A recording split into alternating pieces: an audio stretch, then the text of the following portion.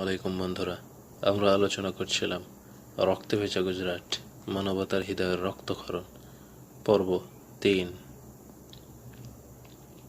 ১৯ জনের সদস্যের এক পরিবারকে তাদেরই ঘরের উঠানে অবরুদ্ধ করে হোসপাইপের তীব্র স্রোতের ধারায় হাঁটু অবধি ডোবানো হয়।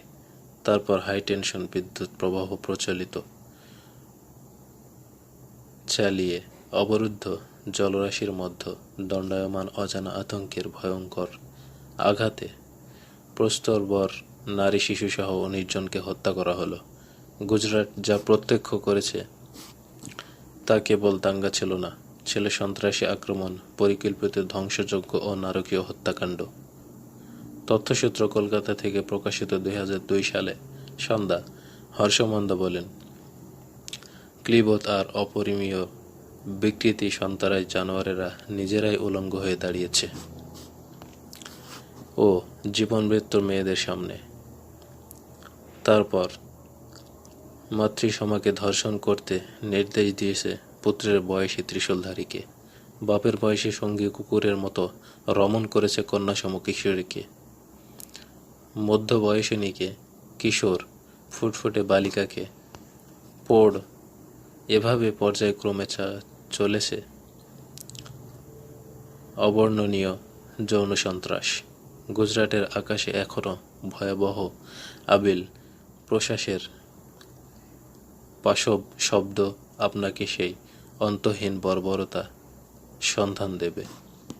তথ্যসূত্র ১৬ থেকে ৩১ মে ২০০২ সালে ঢাকার পালাবদল এর ২৩ থেকে ২৪ পৃষ্ঠায় গত জুন ২০০২ সালে মঙ্গলবার দৈনিক ইনকিলাব আন্তর্জাতিক পৃষ্ঠায় প্রকাশিত খবর।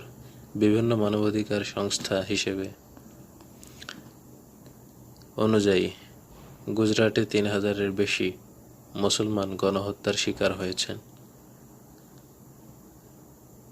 মুসলিম বিদ্বেষী আন্তর্জাতিক গণমাধ্যমগুলো গুজরাটে চলমান এই গণহত্যাযজ্ঞের গত কয়েক দশকের মধ্যে অনুষ্ঠিত সবচেয়ে জঘন্যতম সাম্প্রদায়িক দাঙ্গা বলে অবহিত করেছেন। তারা এ বিষয়ে অবহিত করলেও এর পেছনে রয়েছে সুদূর প্রসারিত ও স্বল্পমেয়াদী রাজনৈতিক ও ধর্মীয় উদ্দেশ্য হাসিলের অভিপ্রায়। এ বিষয়ে বিভিন্ন মানবাধিকার সংস্থার রিপোর্টগুলোতে হিন্দু মানেই অমানবিকতা, নৃশংসতা এবং তাদের উলঙ্গ পশু প্রবৃত্তি নগ্নরূপটা অত্যন্ত সুস্পষ্টভাবে ধরা পড়েছে। একটা অজুহাত সৃষ্টির উদ্দেশ্যে গোধরা একটি এক্সপ্রেসে ট্রেনে অগ্নিসংযোগে নিম্নরূপের হিন্দুদেরকে এবং কিছু মুসলমানকেও পুড়িয়ে মারার ঘটনাটি ছিল সংখ্যালঘু বৈদিক ব্রক্ষণদের তরফে মুসলমানদের বিরুদ্ধে নিম্নরূপের হিন্দুদেরকে উন্মুক্ত করে তোলার একটা পূর্ব পরিকল্পনার অংশ। মনে রাখতে হবে, মনুসংহতির সমাজের বিধান মোতাবেক যে কোনো বয়সের হিন্দু নারীদের ধর্ষণ করলে বা নিম্নে হিন্দু নারী পুরুষের হত্যা করলে উচ্চবর্ণের হিন্দুদের কোনো পাপ হয় না। আর উপমহাদেশের মনুসংহতি সমাজ এক জাতিত্বের ধারণায় উপমহাদেশের মুসলিমদের অস্তিত্ব রক্ষার তো কোনো অধিকারই নেই। গুজরাটে মুসলিম নিধনযজ্ঞ এখনও অব্যাহত আছে। গণহত্যার শিকার হয়ে যে সব মানুষ বিভিন্ন অস্থায়ী শিবিরে আশ্রয় নিয়েছেন, মুসলিম নিধনযজ্ঞের মদতদাতা ও পৃষ্ঠপোষক বিজেপি সরকার এখন সেগুলো বন্ধ করে দিতে চাচ্ছে।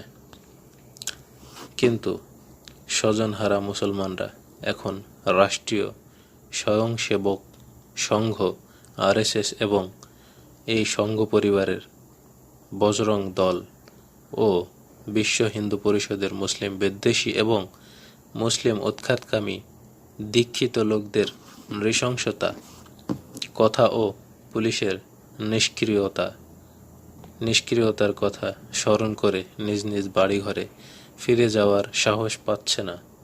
গুজরাটের বাণিজ্যিক রাজধানী আহমেদাবাদে বিভিন্ন শিবিরে এখনও ২৭,০০০ বনি আদম ধুকে ধুকে কালাতিপাত করছে।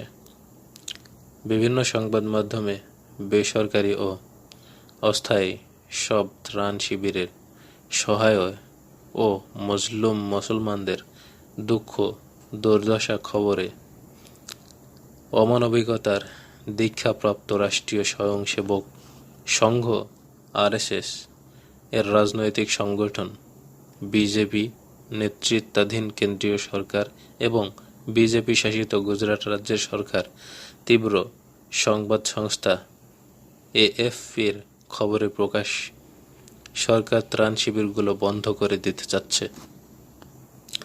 রাষ্ট্রীয় স্বয়ংসেবক সংঘ আরএসএস এবং সংঘ পরিবারভুক্ত বজরং দল, হিন্দু পরিষদ, দুর্গা বাহিনী, শিবসেনা প্রতি মুসলিম উৎখাতকামী অমানবিক চিন্তা চেতনায় দীক্ষিত সন্ত্রাসী সংগঠন এবং আরএসএস এর রাজনৈতিক সংগঠন ভারতীয় জনতা পার্টি বিজেপি এর কাজকর্মগুলো যারা লক্ষ্য করেছেন তাদের সুস্পষ্ট বক্তব্য, হিন্দুদের মধ্যে বর্তমানে যে মুসলিম বিদ্বেষী ও মুসলিম উৎখাতকামী বেগ ক্রিয়াশীল তাকে কাজে লাগিয়ে বিজেপি গুজরাট রাজ্য বিধানসভা নির্বাচনের আবার যাতে জয়লাভ করতে পারে সেজন্য গুজরাটকে আগাম নির্বাচনের জন্য প্রস্তুত করতে সরকার তড়িঘড়ি করে এ উদ্বস্ত শিবির বন্ধ করে দিতে চাচ্ছে। গুজরাটে মুসলমানদের রক্তের দাগ এখনো শুকায়নি, মুসলমানদের রক্ত ঝরাও এখনো থামেনি স্বজনহারা মুসলমানগুলোর কান্না। এরই মধ্যে গুজরাটের বিধানসভা নির্বাচনের ব্যাপারে মুসলিম উৎখাতকামী সরকার আগাম চিন্তাভাবনা থেকে তার স্বল্পমেয়াদী রাজনৈতিক দুর্বিসন্ধির প্রমাণ মেলে। গুজরাটের বস্তুহারা মুসলমানরা বলে সরকার তাদেরকে নিরাপত্তা যে প্রতিশ্রুতি দিয়েছেন তারা তা বিশ্বাস করে না। পুলিশ নিজে যখন এই গণহত্যায় সক্রিয় অংশ নিয়েছেন কিংবা হত্যাকাণ্ড রোধে সম্পূর্ণ উদাসীন থেকেছেন, সেখানে মুসলমানরা কিভাবে সরকারের দেয়া নিরাপত্তার ব্যাপারে আশ্বস্ত হতে পারে? মোহাম্মদ ভাই নামে একজন ফল বিক্রেতা বলেন, পুলিশের উপস্থিতিতে আমরা যখন নিরাপত্তা পাইনি তখন আর কিভাবে আমাদের নিরাপত্তা দেওয়া হবে? গত 11 জুন ত্রাণ শিবির ভেঙে দেওয়ার পর মোহাম্মদ ভাই রাস্তায় খোলা আকাশের নিচে বসবাস করছেন।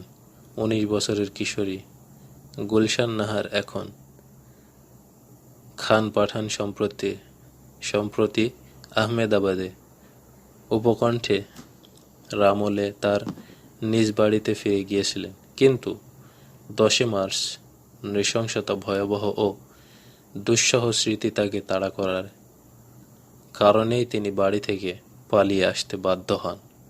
সে বাড়িতে তার কৈশব কেটেছে। সে প্রাণপ্রিয় বাড়ি আজ তার কাছে এক মূর্তিমান বিভীষিকা। এই বাড়িতে সে তার মাকে হারিয়েছেন।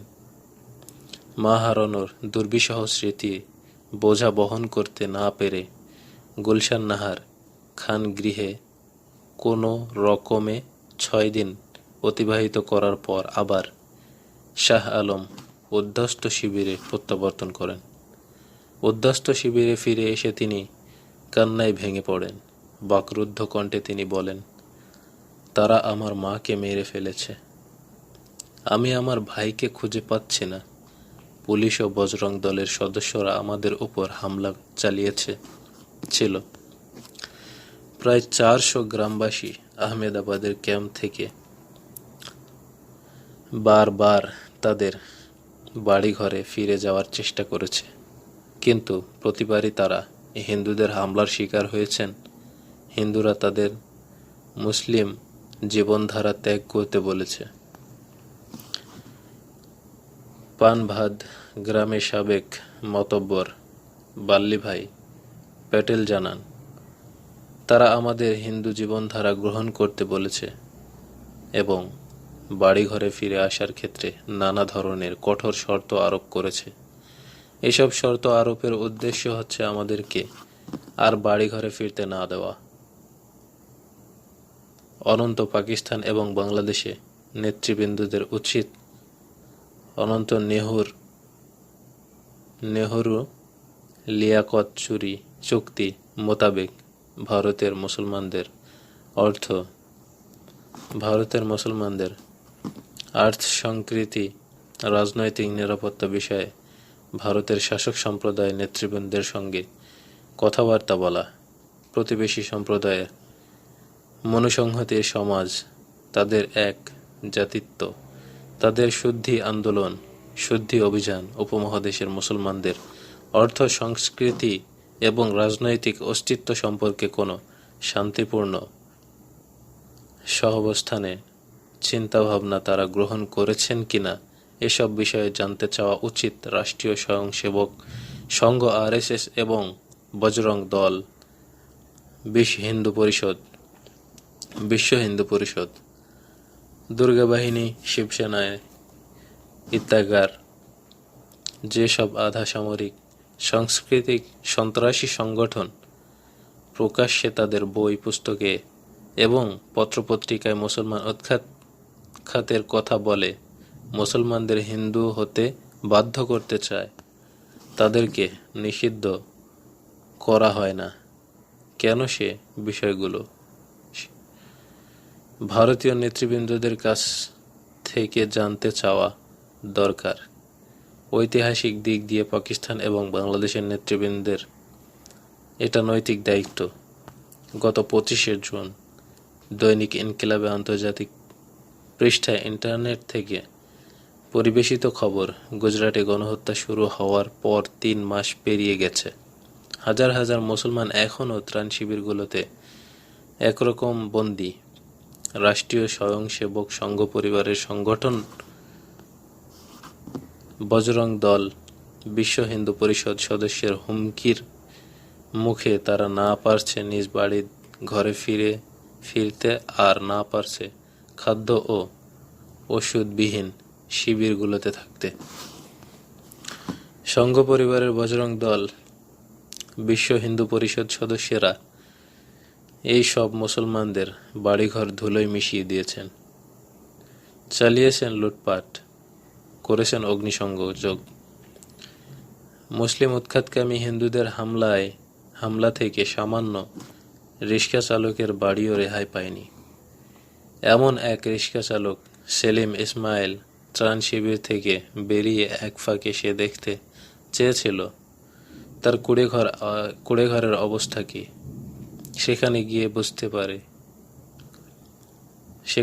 বুঝতেই পারেনি তার ঘরটি কোথায় ছিল। RSS রাজনৈতিক সংগঠন বিজেপির নেতৃত্বাধীন ভারতের কেন্দ্রীয় সরকার এবং গুজরাট রাজ্যের সরকার এখন মুসলমানদের উপর চাপ দিচ্ছে বাড়িঘরে ফিরে যাওয়ার জন্য, অথচ মুসলিম উৎখাতকামী হিন্দুরা পুলিশ প্রশাসনের সহযোগিতায় মুসলমানদের বাড়িঘরের কোনো অস্তিত্বই রাখেনি।